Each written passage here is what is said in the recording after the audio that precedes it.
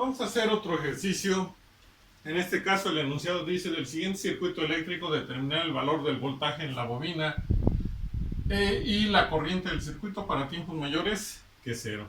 El circuito que nos están dando es este. Aquí está la dirección en que se va a calcular el voltaje de la bobina y la dirección en que se va a calcular la corriente del circuito.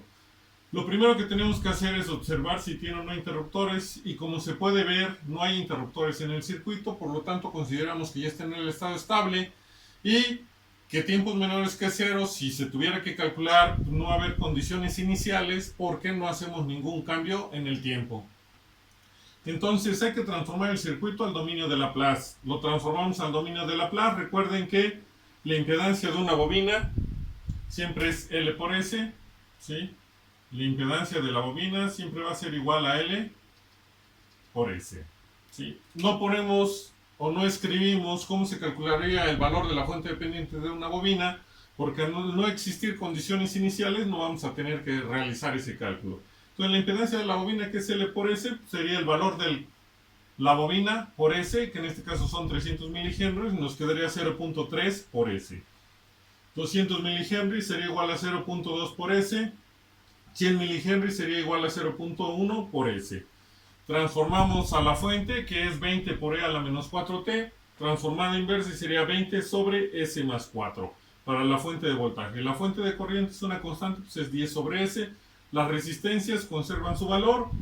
El voltaje de la bobina, su dirección, en vez de utilizar letras minúsculas, mayúsculas, en vez del dominio del tiempo, el dominio de Laplace. La corriente va a ser igual a letra mayúscula y en el dominio de Laplace. Y se puede ver de este circuito que el voltaje de la bobina es la impedancia de la bobina por la corriente que circula en la bobina. Y la corriente que circula en la bobina, pues en este caso es la corriente de la malla 2. Cuando circula por la bobina, la corriente de la malla 2 va hacia la derecha, igual que la caída de tensión que me están pidiendo calcular. Como las dos llevan la misma dirección, el voltaje se queda positivo. Y de ese, me están pidiendo calcular la corriente que hay en esta rama, que es igual a la corriente de la malla 2. Como la corriente de la malla 2 y la corriente que me están pidiendo calcular llevan la misma dirección, también se queda positivo. Y entonces vamos a trabajar con mallas. Se podría hacer por otro método, y el método viable es superposición. El que lo quiera hacer va a tener que llegar al mismo resultado, es decir, J2 va a quedar en esta situación. Claro que puede quedar como S cúbica si se desarrollara o aplicaran algún método o alguna ayuda de aplicaciones en internet. O sea, en realidad va a quedar S cúbica por S cuadrada y S en función de al realizar la operación de estos tres términos. Yo ahorita voy a explicar por qué no, pero el que lo quiera hacer lo puede hacer por superposición, aplicando divisor de voltaje y divisor de corriente. Nada más que tengan mucho cuidado con el álgebra para que vean el por qué a veces no es tan simple trabajar con los circuitos cuando tenemos que hacer reducciones.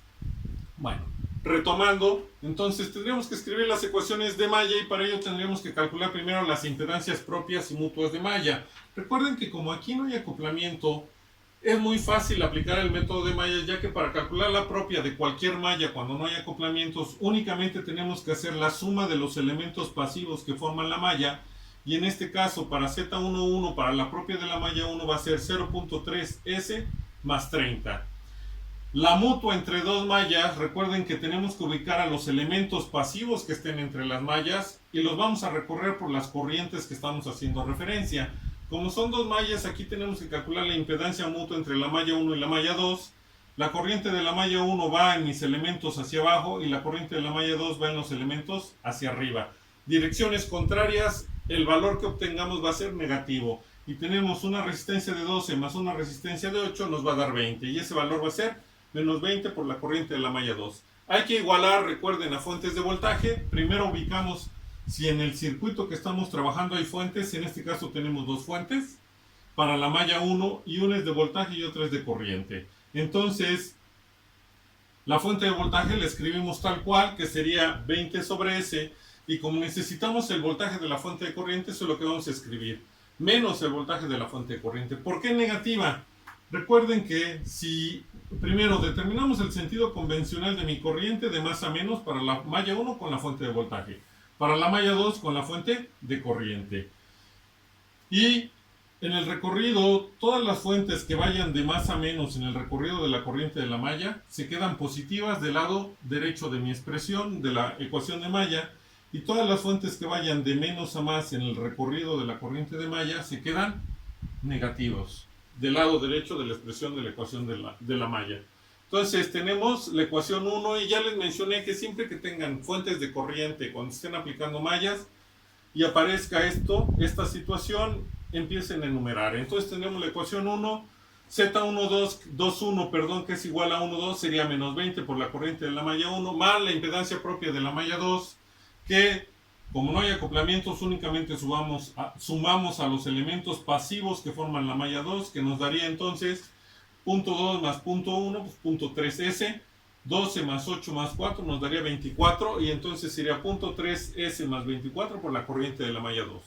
Hay que ubicar si en la malla 2 hay fuentes, si tenemos una fuente, pero es de corriente, y entonces como esta fuente lleva la dirección de más a menos, de acuerdo a la corriente de la malla, se va a quedar positiva, pero escribimos el voltaje de la fuente de corriente y sería la ecuación 2. Si nosotros dejáramos las ecuaciones ahí, no podríamos resolver nada porque tendríamos mayor número de incógnitas que de ecuaciones. ¿Cuáles serían? J1, J2 y el voltaje de la fuente de corriente. Cada vez que haya una fuente de corriente en el circuito, ya se los mencioné, debe de aparecer una ecuación más que me ayude a resolver el circuito, y esa ecuación me lo proporciona la fuente, y yo puedo decir que la corriente de la malla 1 más la corriente de la malla 2 va a ser igual al valor de la fuente. Hay que hacer el respectivo ajuste. ¿Cuál es? Todas las direcciones de corriente que vayan en la misma dirección de la fuente se consideran positivas, y direcciones de corriente de malla que vayan en dirección contraria a la fuente son negativas. Es por ello que mi corriente de la malla 1, cuando pasa por la fuente de 10 sobre S, va hacia abajo y la fuente va hacia arriba, es negativa, sería menos J1. La corriente de la malla 2, cuando pasa por la fuente, va hacia arriba y la dirección de la fuente va hacia arriba, se queda positiva. Por eso es menos J1 menos la corriente de la malla 1 más la corriente de la malla 2 va a ser igual al valor de la fuente, que es corriente, y es 10 sobre S. Aquí estamos sumando corriente más corriente, nos tiene que dar corriente.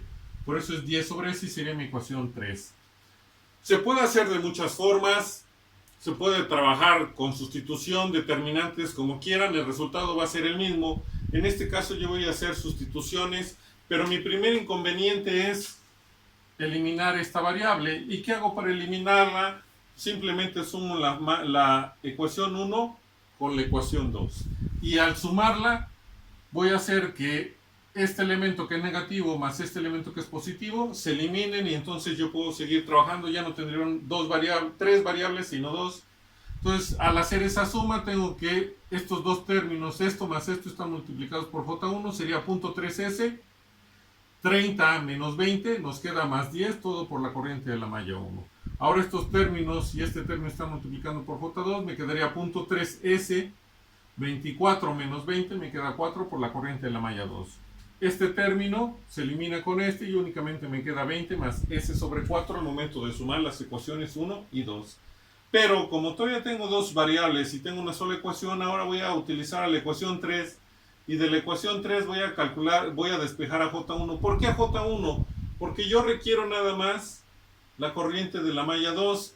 Si yo despejo a la corriente de la malla 2, todo me va a quedar en términos de la corriente de la malla 1, y después voy a tener que calcular a J2. Entonces, en este caso, despejo a la corriente de la malla 1 para que todo me quede en términos de la corriente de la malla 2 y ya no tenga que hacer más que el despeje de esa ecuación de la corriente de la malla 2 sin tener que volver a hacer sustitución.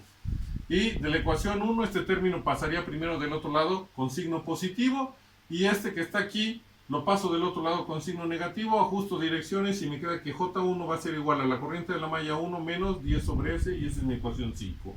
¿Qué voy a hacer ahora? Sustituir el valor de la ecuación 5 o de J1 o de la corriente de la malla 1 en la ecuación 4, que es la que tengo aquí. ¿Qué significa? Que voy a multiplicar estos dos términos por lo que tengo aquí. Y sería punto 3S por J2, que aquí nos queda, luego más 10 por J2, estoy multiplicando el primer término, aquí nos queda, después sería punto 3S por menos 10 sobre S, las S se simplifican y punto 3 por 10 nos queda menos 3 nada más, porque este signo es negativo. Luego menos 10 sobre S por 10 nos va a quedar menos 100 sobre S.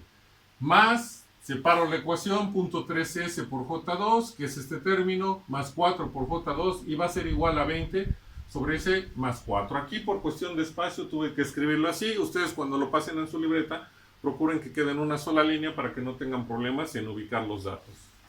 Y ahora lo que obtenemos es que vamos a sumar los términos que tienen a j2, que sería punto 3s más punto 3s me da 6, punto 6s.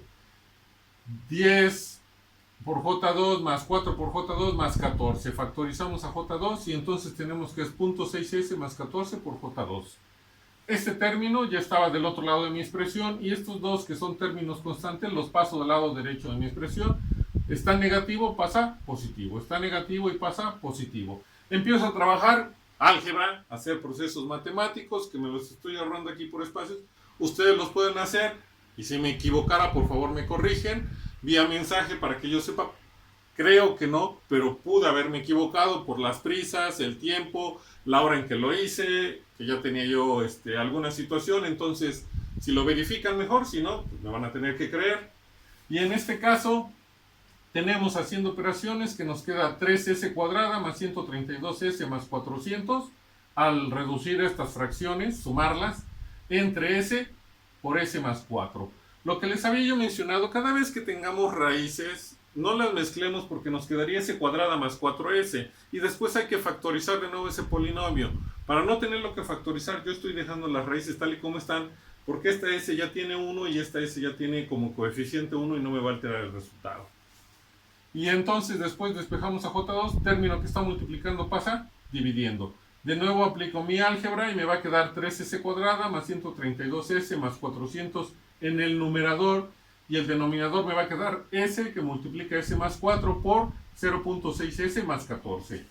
Lo que les mencioné al inicio, voy a tener un polinomio de tercer grado. Ya tengo las raíces aquí. Si yo hubiera realizado la operación de cada uno de los términos en el denominador, pues tendría un polinomio de tercer grado que después al factorizarlo voy a tener que obtener los tres términos que están aquí para expandir en fracciones parciales. Así ya no lo tengo que hacer.